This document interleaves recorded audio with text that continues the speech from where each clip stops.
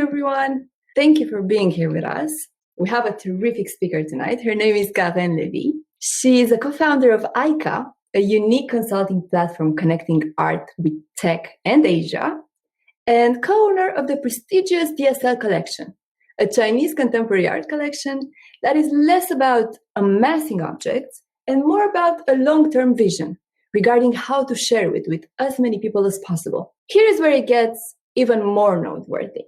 The DSL way of sharing has moved away from experiencing the encounter with an object to experiencing interactive exhibits, and recently beyond that, towards designing platforms that enable two-way dialogues, multi-user content creation, collaborative activities, and social learning practices. We're going to start with Karen telling us a bit more about the most recent, and I would add, boldest project of the DSLcollection. Thank you so much, Alexandra, and I'm really glad to be here. Thank you, Agora Digital. So just to tell you briefly about DSL, we started to collect Chinese contemporary in 2005. It was more of a new type of collection we wanted to create because my parents started to collect Western art before, to build a collection with principles and more of an entrepreneurial project. The principles were to build a collection that would be limited to 350 works, but also that would be accessible and that we will change the collection about 50% during the year. And the idea was really to bring this collection to digital. Since 2012, we started a museum on Second Life. Then in 2017, a virtual reality museum that we created with a tech company. And we decided to evolve the project since 2017, because right now, as we are speaking, we have a virtual reality museum in Pingshan Museum in Shenzhen. So people are able to experience art differently with this project and are able to really see the crossover between the virtual reality. 8 works of the collection have been digitalized. And what is really is that people are connected at the same time together in one room. So it's a real social kind of project. And I think tonight we are also going to talk about the video game of DSL that will be released in March. The video game is called The Forgetter. And it is a video game that we've been working on for almost a year with an incredible tech team in Asia. They are very young. We created this DSL game about, the artist's memory. So all about the artist, and people will interact with the works of the DSLcollection. And it's a real to have a video game with DSLcollection.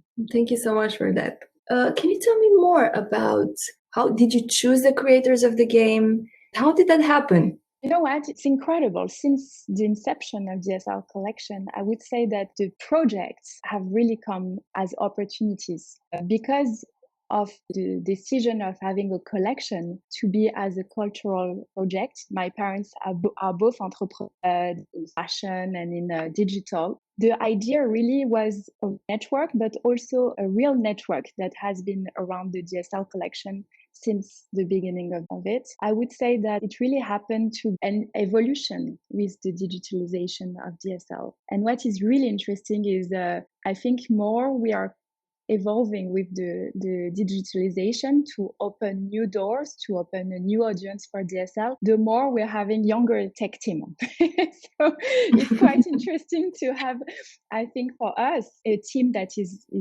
really young and they are, I think, bringing a new blood.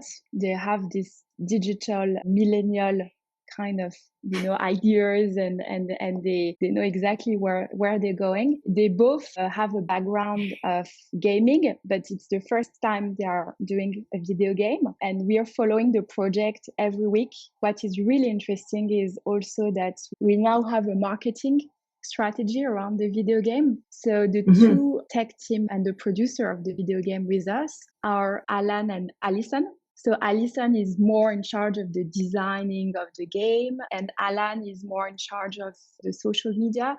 They also have now friends and the gamers actually who are helping them to succeed in evolving with the video game. And what is really interesting is we're going to launch the video game on Steam. So, this platform where you have the video games today, it's a whole process. I think this idea of the video game came from the context. Today the video game, when we see it, is 1.5 billion users on only Asia Pacific. And next year is going to be an increase of 20% gamers. It's a massive industry, and we're glad to be the first one to experiencing it with DSL. It's challenging, and maybe the video game will work, maybe not, but at least it's a whole process, and that's what we like about it with DSL. It's really to open new doors, to open new experiences with the digital, and video game is a must right now, and we see it as well with AICA in the cultural sphere, that we need to really get and evolve with the game today, the video game. Absolutely. Very wise, I have to say, for collaborating with people who are very fluent in the medium, because most of the daring projects usually fail because people who are not in the thick of it, they don't play video games. They're not very wise, also with young creators as well. But tell me more about the process. So the narrative kind of struck me. If you want to tell them more about it. Yes, I think it would be really interesting to see some images. What is really interesting with the Forgetter, it really came from the collection, but it's also coming from what the team, Alison and Alan, decided to create around the artists' traumas, because we believe that, they believe, and we believe as well, that the artists have a lot of pressure and they have social pressure. So it's all coming from the traumas of the artists on their creation. And during this game, you will actually be able to help the artists to erase this bad memory. And so they will tell you more about their artworks and how they created it. So you have the whole process on the creation of the artworks, which is, I think, very interesting. And it's very interactive. So you have to gain more points, to be able to see the different artists. And it is interesting because you're going to have smash objects. You're going to have the artworks that are going to be extremely different from every room. It's really like a path around the artworks and the artists. So it is really based around art. It is with the gaming principles, images.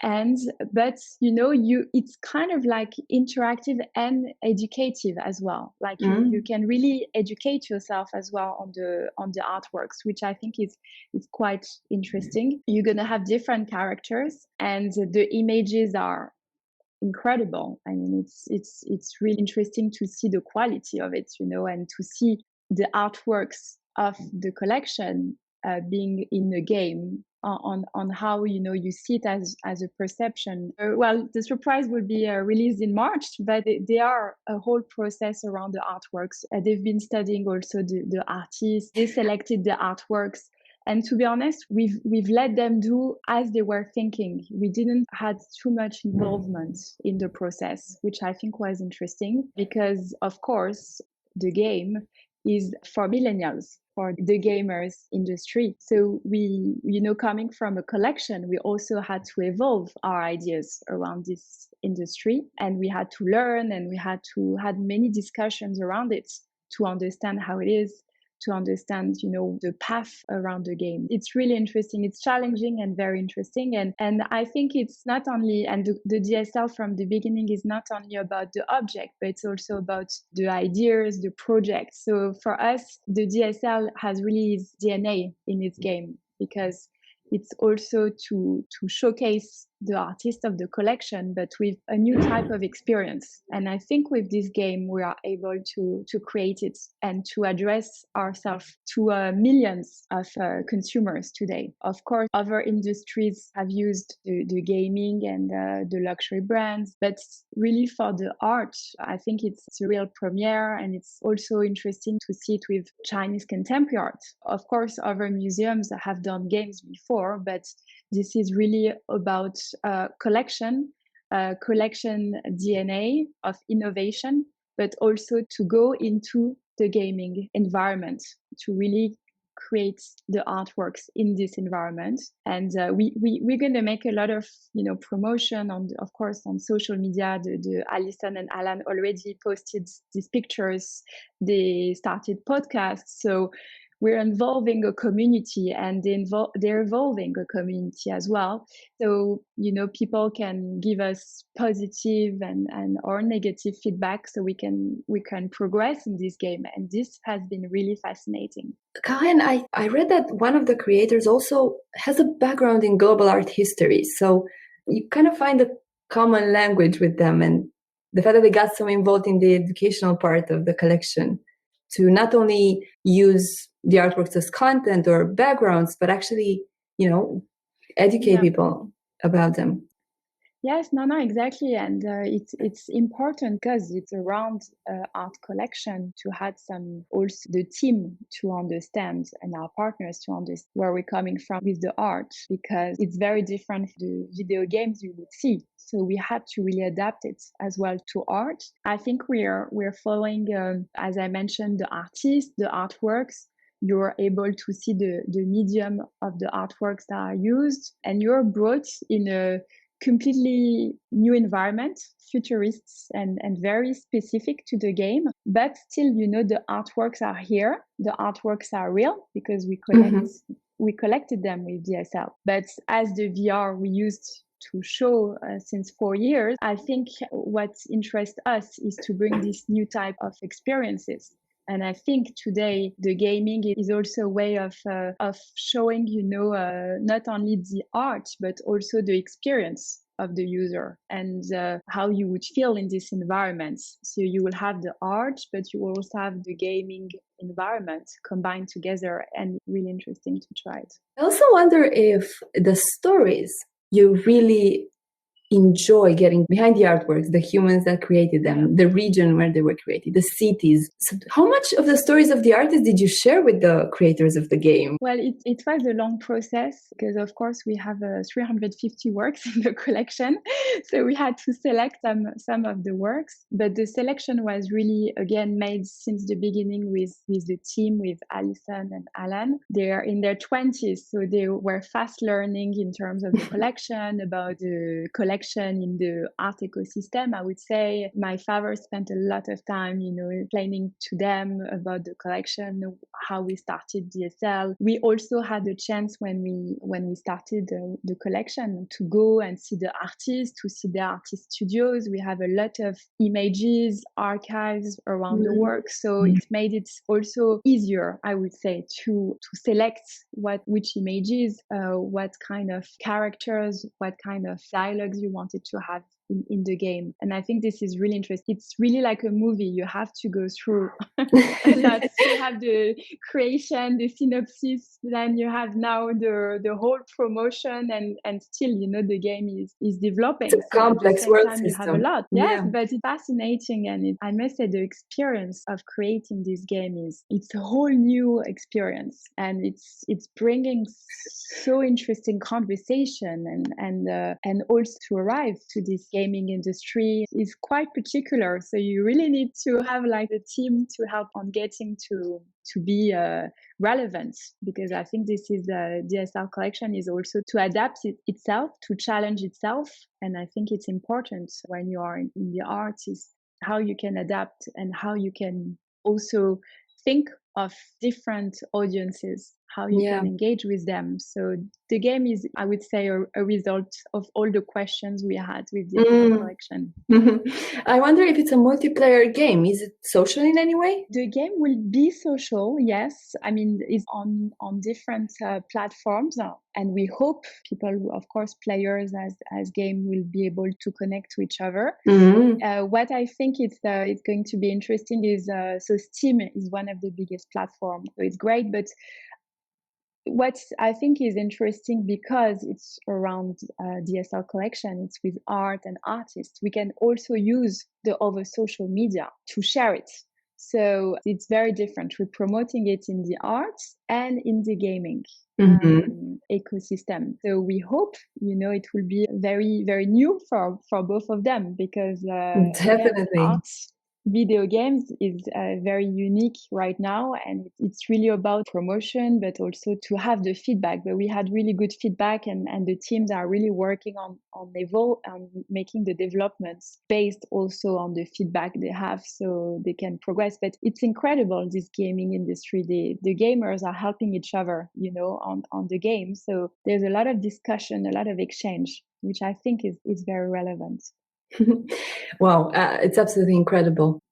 One thing that could be considered traditional is the way you acquire artworks. How has that changed since the beginning of the pandemic, considering you can't travel that much, you can't visit artist studios? I would say through digital right now, even more than before.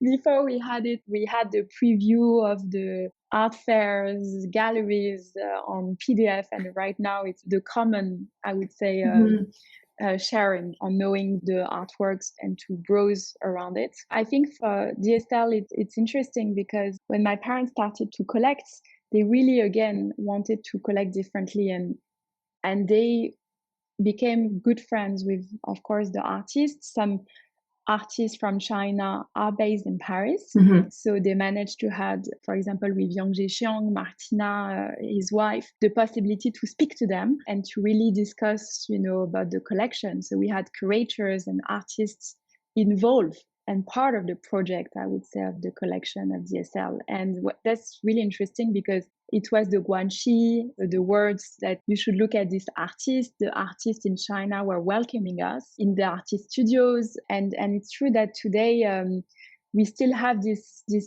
connection, mm-hmm. of course, with WeChat.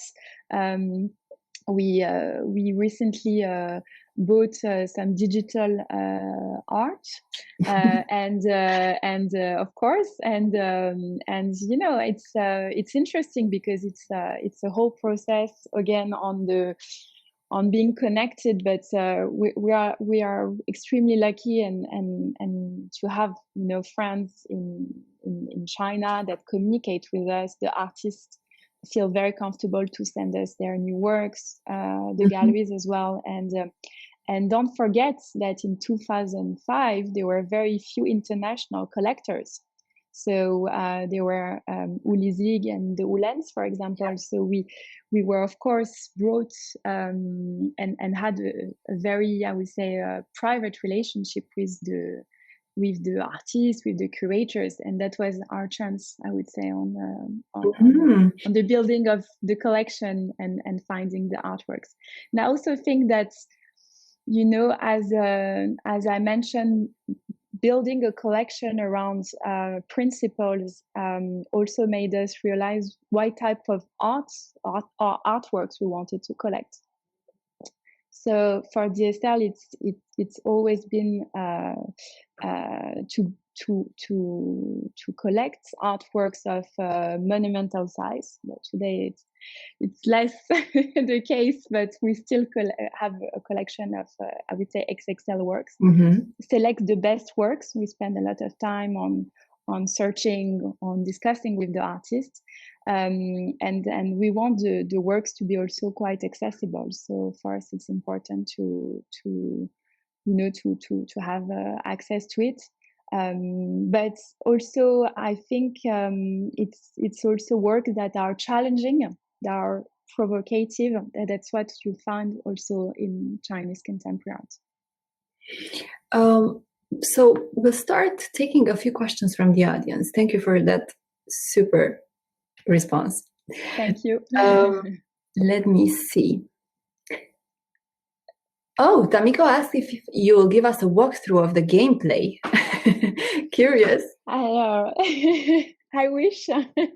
Unfortunately, I could only with Youngmi download some of the images, but you can follow The Forgetter on Instagram, and they post regularly about videos on the video game.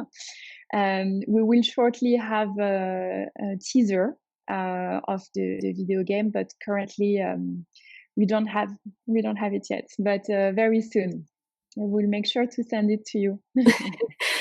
So make sure you put your questions in the chat box if you haven't already. Meanwhile, I'll ask you another question if Sure. if you like. Why not?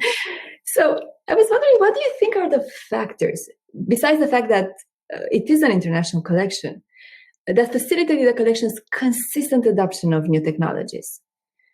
Let's face it, the mainstream art world is almost sometimes outright hostile to technologies. What do you think were the factors? Really, I think the factors were first the personalities of my parents to start with, because when I arrived in China, I speak Mandarin. I spent 2 years there, and we were quite impressed with the already WeChat, all the technology that were coming. And I think we were also, my father has always been involved with technology as my mom, and I think they wanted this collection to be, open to the public. We didn't want to have a physical space. This was really a statement from us from the beginning, and more to try to have the collection to be nomadic. So it opened new doors, new spaces for us, because we could, of course, we always participate to exhibitions, loan works, physical, with museums, but it also was a chance to think differently with DSL on trying to be digital and to be sharing the collection to the audience, because we wanted to be able to experience, for people to experience art differently. And with this collection, we made it as an example of building it with different technologies, showing it in different locations. While I'm speaking to you, it's in China, and maybe tomorrow it can be in Korea or in other places. There are no boundaries with this technology that is helping us to show the collection. And I think with the video game, we're going to definitely have also an impact on the number of people and the users of the game and of seeing DSL collection works. Wonderful. So someone is asking if you can please tell us more about how you developed or designed the educational aspect of the game. Yes, so actually the development and the design of the game came from first the discussion we had with the excellent tech team we have, Alison and Alan, and it's always been an exchange together on how to put the artworks, how to bring it into the context of the gaming. So it's really been a lot of discussions, and the educational aspect was really to make the artist speak during the game, make the works to be extremely present and to see them as real.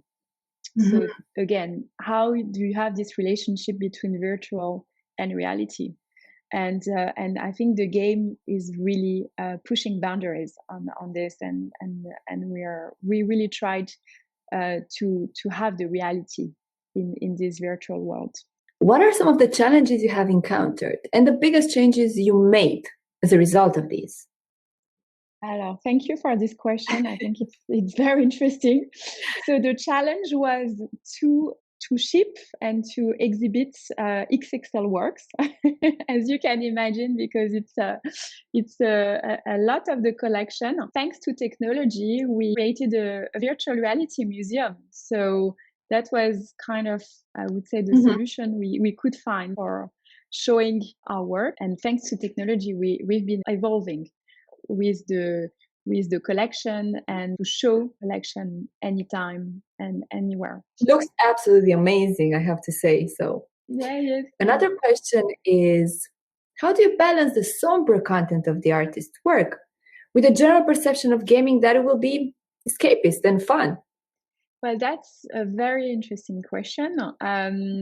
So as I mentioned, the forgetter is allowing you to explore the artist's trauma. The goal of the game is to erase this trauma.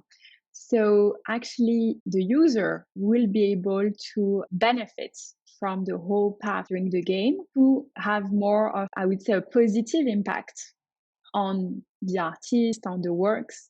So it will be extremely rewarding, even and cathartic. Yes, so you will balance between destroying, the people that are trying to be bad with the artist, but at the same time you will evolve, and I think that is the purpose of the game, is to have a path and to evolve and to discover and to hear about the artists in a way that is very, very short.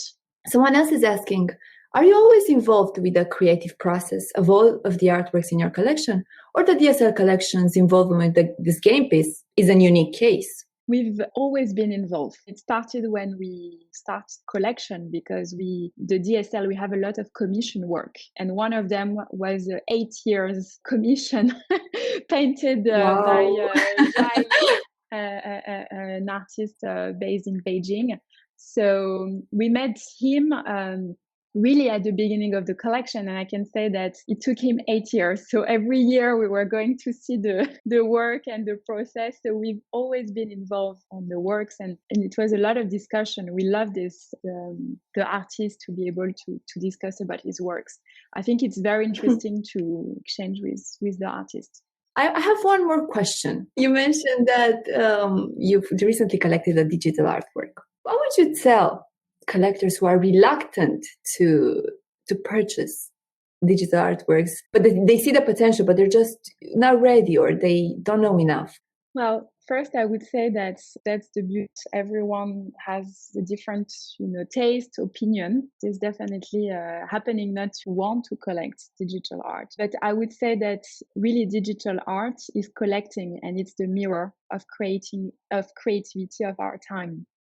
So, of course, you have the risk of the conservation, and there are risks to be taken by the collectors of digital art. But if you want to, I would first collect also the next generation of artists and collect artists of your time, you should collect digital art. From DSL, we recently bought artists on digital. One of them was actually at Hong Kong Basel 2 years ago, the last one we did. I can tell you that everyone, the public, was taking pictures where I would say it has captured the public.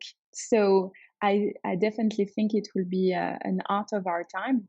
But then if you're investing only in art, maybe, it's not for you. But I think it brings a lot of contemporary and really interesting what the artists are doing today in digital. Absolutely. Thank you for that response.